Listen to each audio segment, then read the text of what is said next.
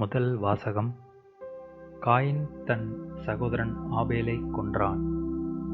தொடக்க நூலிலிருந்து வாசகம். அதிகாரம் 4, வசனங்கள் 1 முதல் 15 முடிய மற்றும் 25. அந்நாட்களில் ஆதாம் தன் மனைவி ஏவாளுடன் கூடி வாழ்ந்தான். அவள் கருவுற்று காயினை பெற்றெடுத்தாள். அவள், ஆண்டவர் அருளால் ஆண்மகன் ஒருவனை நான் பெற்றுள்ளேன் என்றாள். பின்பு அவள் அவன் சகோதரன் ஆபேலை பெற்றெடுத்தாள். ஆபேல் ஆடு மேய்ப்பவன் ஆனான். காயின் நிலத்தை பண்படுத்துபவன் ஆனான். சில நாட்கள் சென்றன. காயின் நிலத்தின் பலனிலிருந்து ஆண்டவருக்கு காணிக்கை கொண்டு வந்தான்.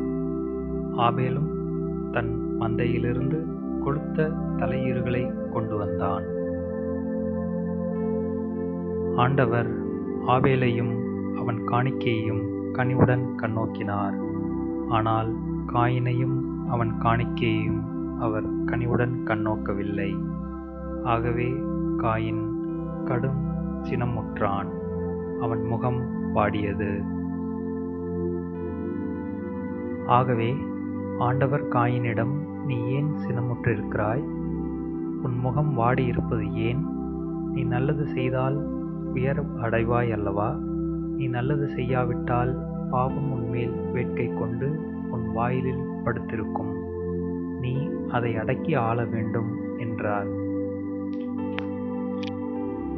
காயின் தன் சகோதரன் ஆபேலிடம், நாம் வயல்வெளிக்குப் போவோம் என்றான்.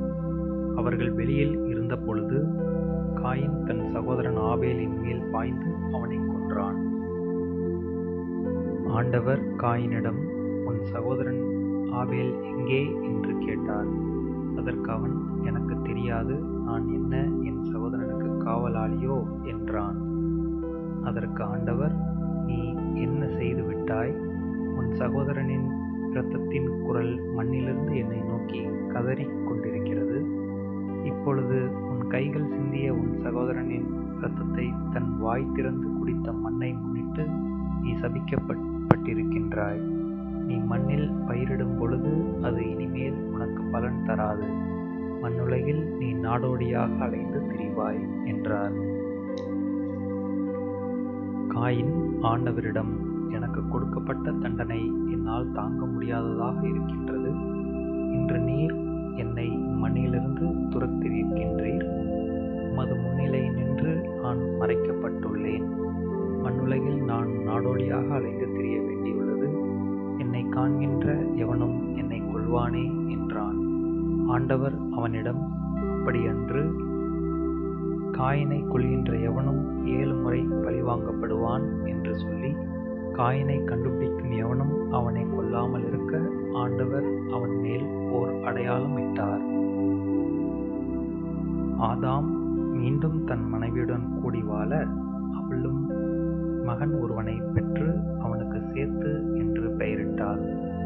காயின் ஆபேலை கொன்றதால் அவனுடைய இடத்தில் இன்னொருவனை கடவுள் வைத்தருளினார் என்றாள். இது ஆண்டவரின் அருள்வாக்கு. இறைவா, உமக்கு நன்றி. நற்செய்தி வாசகம். இந்த தலைமுறையினர் அடையாளம் கேட்பதேன்? மார்க் எழுதிய தூய நற்செய்தியிலிருந்து வாசகம். அதிகாரம் 8, இறைவசனங்கள் 11 முதல் 13 முடிய. அக்காலத்தில் பரிசேயர் வந்து இயேசுவோடு வாதாடத் தொடங்கினர். வானத்திலிருந்து அடையாளம் ஒன்றை காட்டும்படி அவரை சோதித்தனர். அவர் பெருமூச்சு விட்டு, இந்த தலைமுறையினர் அடையாளம் கேட்பதேன்?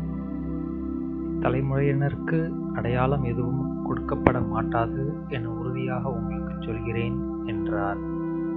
அவர்களை விட்டு அகன்று மீண்டும் படகேறி அவர் மறுகரைக்கு சென்றார். இது ஆண்டவரின் அருள்வாக்கு. இறைவா, உமக்கு